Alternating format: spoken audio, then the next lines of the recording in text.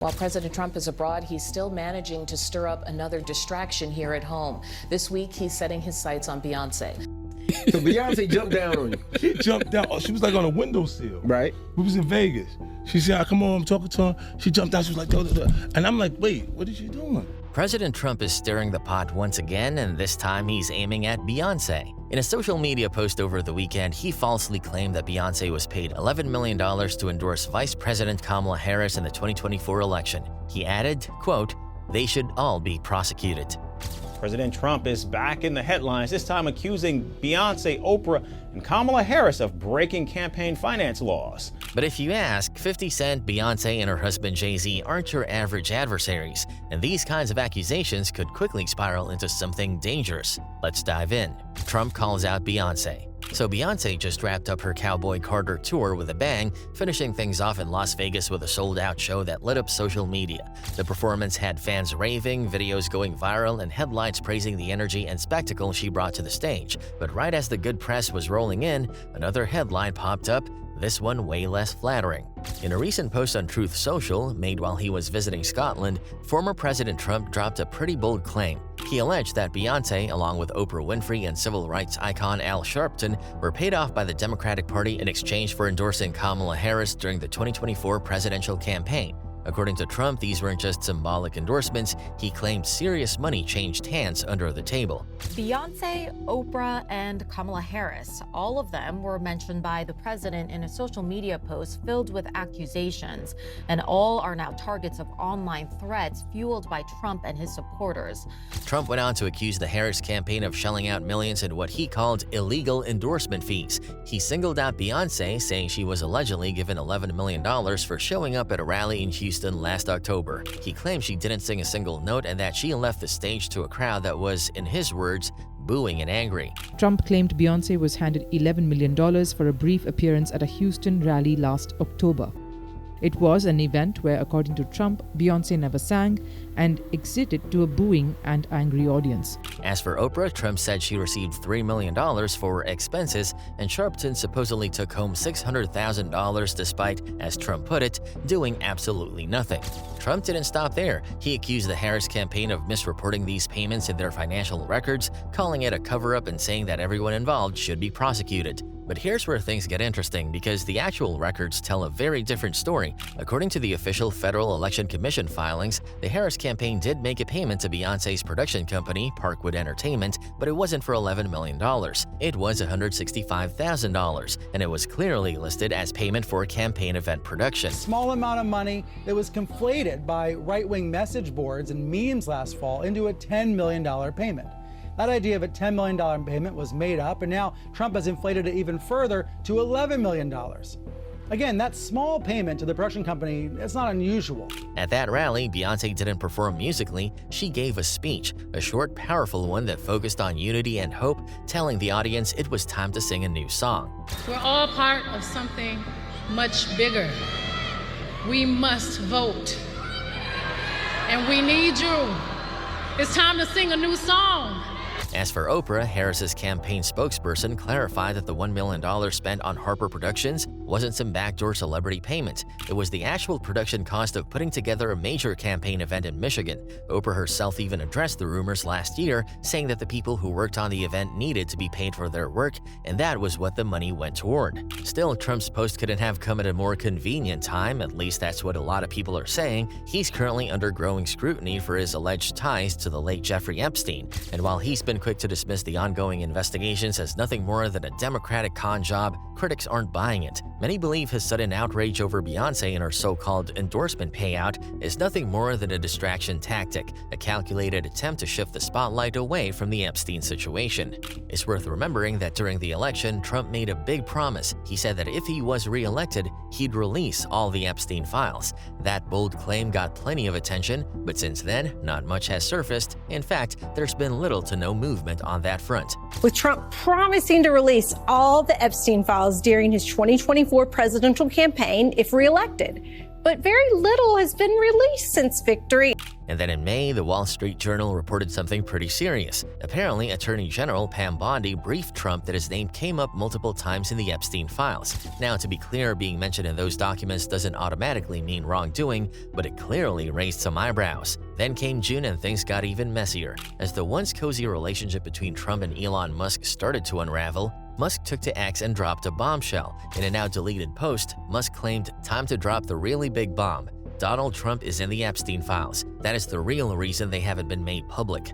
That post stirred up a lot of speculation and reignited the conversation around Trump's possible connections to Epstein. Elon Musk posted on X, "Time to drop the really big bomb. Donald Trump is in the Epstein Files. That is the real reason they have not been made public." And that's exactly why many critics believe Trump is trying to steer the conversation elsewhere, like pointing fingers at Beyonce, Oprah, and Al Sharpton. But going after Beyonce? That may not have been the smartest play. First off, Beyonce isn't just any celebrity. She's one of the most beloved public figures on the planet. Her influence spans generations and her fan base is loyal. But beyond her personal power, she's married to none other than Jay-Z, a billionaire mogul in his own right, with serious reach in both the entertainment and political worlds. Together, these two are a cultural powerhouse, and if there's one thing the fans and insiders agree on, it's that messing with him usually doesn't end well. In fact, the internet didn't waste any time turning this moment into something of a joke. Fans even mocked up a fake diss track, a savage remix of Beyonce's hit Irreplaceable, supposedly aimed at Trump. While it's all in good fun, the joke underlines a bigger truth. People don't take kindly to anyone coming for the Queen Bee. And when you throw Jay-Z into the mix, that's a whole different level of heat. Jay-Z and Beyonce Dark Side.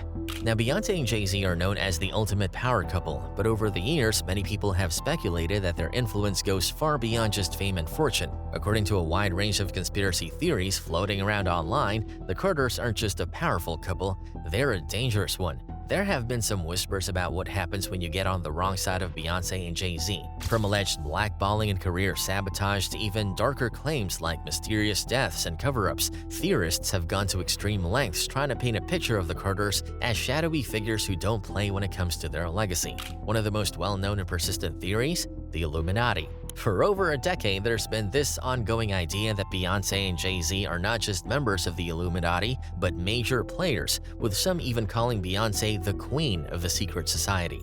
These claims first started picking up steam in the late 2000s and early 2010s when the couple began using certain hand symbols during performances, specifically the now famous triangle gesture. You've probably seen it. Jay-Z throws it up all the time and Beyonce has flashed it too, most notably during her 2013 Super Bowl halftime show. Conspiracy theorists linked it directly to the Illuminati and the all-seeing eye, but in reality, the symbol is just a diamond representing Jay-Z's Rockefeller Records, The Rock, as fans and artists often call it. It's meant to be a nod to the brand, not some shadowy cult. Still, that didn't stop the internet from running wild with speculation. And the theories didn't end with hand signs. People began dissecting everything from music videos to song lyrics for hidden messages. In Jay-Z's video for On to the Next One, for example, you'll find dark imagery like skulls, crucifixes, and visuals that some claim to resemble Baphomet, a figure often linked to occult symbolism. Some interpreted this as Jay-Z selling his soul to the devil or signaling allegiance to a dark elite. Beyonce has faced similar accusations. One of the more out there theories is that if you play her hit song Single Ladies in reverse, you'll hear messages like "the world will bow to me and people's tears will fall." Then there's the Kanye West angle, which took all of this to another level. During one of the most infamous moments of his career on the St. Pablo tour in 2016, Kanye went on a rambling onstage rant where he called out Jay-Z, directly asking Jay-Z not to kill him. I've been sent here to give y'all my truth, even at the risk of my own life, even at the risk of my own success, my own career. Jay-Z called me, bro. You still ain't called me. Jay-Z called me. Hey, bro, Jay-Z, I know you got killers. Please don't send them at my head. Just call me. And soon after that show, Kanye was hospitalized for what was reported as a mental health breakdown. Since then, Kanye has repeatedly hinted that there's more going on behind the scenes. He's claimed that he was silenced, drugged, and manipulated by powerful elites, some possibly connected to Jay-Z and Beyonce. According to Kanye, his mental health diagnosis was weaponized as a cover to control him and suppress whatever truths he was trying to expose. Control Charles Barkley. They can control LeBron James. They can control Jay-Z and Beyonce. But not you, man. But they can't control me. Not You see, it you. ain't no name I won't name. He's also alluded to Jay-Z and Beyonce being part of the same elite network, accusing them of being involved in a system that controls artists, narratives, and influence on a global scale. Entire time, this person was casting spells and manipulating me and controlling my job situations, my relationships, all just a very wicked tactic to just keep me down and keep me under some type of control. Kanye's comments really added fuel to the fire when it came to the conspiracy theories surrounding Jay-Z and Beyonce. It got so intense that both Jay-Z and Beyonce actually addressed the rumors, something they rarely ever do. Jay-Z pushed back in his own lyrical way. On his track Freemason, he made it clear, "I said it was amazing, not that I'm a Mason." Then he added another pointed line. "Am I down with the devil cause my roof come up missing? Is that Lucifer juice in that 2-cup he's sippin'?" He was basically mocking the accusations that his success were all supposedly connected to satanic deals or secret cults. Beyonce also hit back in her own way. In her song Formation, she famously said, "Y'all haters corny with that Illuminati mess." The theories resurface.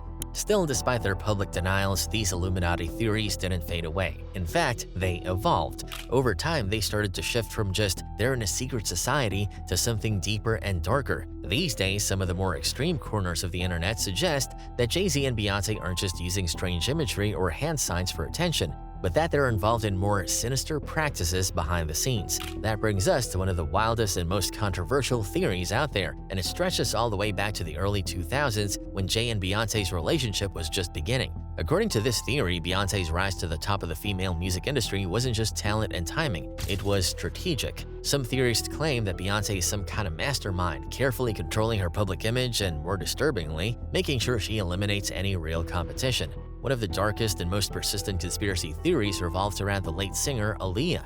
As the story goes, Aaliyah, who was a rising superstar and widely loved, was allegedly trying to break away from the grip of the so-called industry elites, or the Illuminati, and because of that, she had to be removed. According to this twisted narrative, her tragic death in a plane crash in 2001 wasn't an accident, but part of a larger plan. Why? Because in the eyes of some theorists, Aaliyah was destined to be the true queen of the industry. But once she was gone, Beyonce stepped in to claim that throne.